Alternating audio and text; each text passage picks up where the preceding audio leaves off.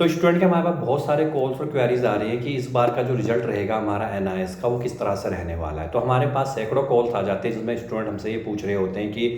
मैंने पेपर में इतना लिखा तो क्या मैं पास हो जाऊंगा, या मैंने पेपर में एमसीक्यू अटैम्प्ट किए तो मैं क्या पास हो जाऊंगा, मैंने पेपर में सिर्फ लॉन्ग क्वेश्चन किए हैं तो क्या मैं पास हो जाऊंगा, या इसमें मैंने थोड़े छोटे किए हैं, थोड़े लॉन्ग क्वेश्चन किए हैं, थोड़े से मैंने MCQ fill in the blanks इस बार ज़्यादा आ रहे हैं तो मैंने वो किए हैं, तो क्या मैं पास हो जाऊंगा या पास हो जाऊंगी। तो इस तरह के बहुत सारे क्वेश्चन और क्वेरीज हमारे पास आते ही जा रहे हैं जिनमें स्टूडेंट हमसे ये पूछ रहे हैं कि आखिर में हमें पास होने का क्या सिस्टम रहने वाला है इस बार का, और कौन बच्चा इस बार पास होंगे, कौन बच्चा इस बार पास नहीं होंगे, और किन किन चीज़ों का अगर हमें ध्यान रखना होगा अगर हम पास हो जाएंगे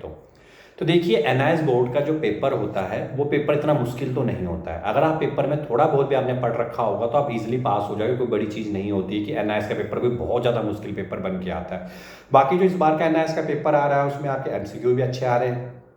फिल द ब्लैंक्स आ रहे हैं, मैच द फ्लोइंग आ रहे हैं, इसके बाद आपके पैराग्राफ आ रहे हैं। तो मतलब इतना तो है कि आपका 45 या 50 मार्क्स का तो पेपर इस तरह का बन के आ रहा है कि अगर आप बिल्कुल ही ठीक करोगे तो एक भी नंबर आपका नहीं कटेगा, आपको सारे नंबर मिल जाएंगे। तो ये तो हो गया पहला पॉइंट।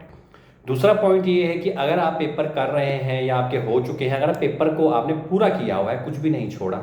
थोड़ा बहुत ऊपर नीचे गलत हो गया, थोड़ा बहुत बना के आपने लिख लिया, चलेगा, कोई दिक्कत नहीं है। पेपर पूरा किया, कटिंगें कम करी, और क्वेश्चन खत्म होने के बाद एक अंडरलाइनें लगा दी, पेपर को साफ सुथरा आपने किया हुआ कि हाँ पेपर देखने में लग रहा है कि बहुत अच्छा पेपर किया हुआ है, तो आप पास यहाँ पे जरूर हो जाओगे, कोई दिक्कत आपको नहीं होने वाली है। लेकिन अगर पेपर में आपने कटिंगें बहुत की हुई है, पेपर को अच्छे तरीके से नहीं किया हुआ है, दूसरा आपकी राइटिंग भी इतनी अच्छी नहीं है कि आप पेपर को कर सको, तो वहाँ पर फिर स्टूडेंट को दिक्कत आने वाली है। क्योंकि एनआईएस बोर्ड में मैक्सिमम स्टूडेंट जो कंपार्टमेंट लेकर आते हैं या फेल हो जाते हैं, उसका रीज़न ही यही होता है कि उन बच्चों को ये नहीं पता होता कि पेपर करना किस तरीके से। अगर उनको यही नहीं पता है कि पेपर करना किस तरीके से है तो कंपार्टमेंट तो फिर आती ही आती है, और फिर बच्चे हमारे पास ये कॉल करते रिजल्ट आने के बाद, हमने तो पेपर पूरा किया हुआ था, पेपर हमारा बहुत अच्छा गया हुआ था, हमने सारे क्वेश्चंस किए थे, लेकिन फिर भी हमारी कंपार्टमेंट आ गया। इसका रीज़न क्या है? तो देखिए, रीज़न इसका एक ही है कि आपने पेपर को उस तरीके से नहीं किया जिस तरीके से एग्जामिनर को पेपर चाहिए था। तो ये चीज़ आपकी क्लियर कट हो गई होगी। अगर पेपर को आपने पूरा किया, अच्छा लिखा, तो आप जरूर पास होंगे, बहुत अच्छे नंबर लेकर पास होंगे। लेकिन अगर पेपर में कुछ गलतियां की होगी फिर आपकी 50-50% चांस बना हुआ है। बाकी जो आपका पेपर रहेगा बहुत अच्छा रहने वाला है, पेपर बहुत आसान आ रहा है और आप अच्छे नंबरों से पास भी हो जाओगे।